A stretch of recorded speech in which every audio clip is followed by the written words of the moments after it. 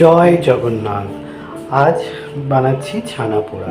উড়িষ্যার খুব প্রসিদ্ধ একটা মিষ্টি ছানা পোড়া। এখানে 200 গ্রাম ছানা, একটু ঘি মিশিয়ে 50 গ্রাম সুজি আর একটু 100 গ্রামের মতন চিনি নিয়ে নিচ্ছি।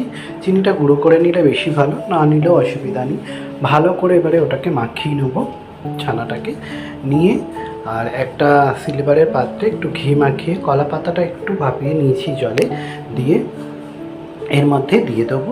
আর একটু দিয়ে দিচ্ছি হচ্ছে এলাচ গুঁড়ো, মানে ফ্লেভারের জন্য, গন্ধটা ভালো আসবে। দিয়ে ভালো করে মাখিয়ে নেবো।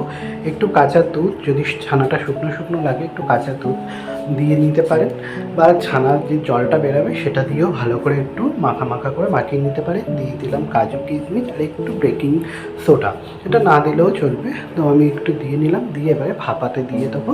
এটা কেক টেনে হলে বেশি ভালো হয়, তো আমার কাছে এই পাত্রটা ছিল, আমি ঠাকুরের জন্য বানাচ্ছি, ওই জন্য একদম পরিষ্কার ঠাকুরের পাত্রতেই বানাচ্ছি।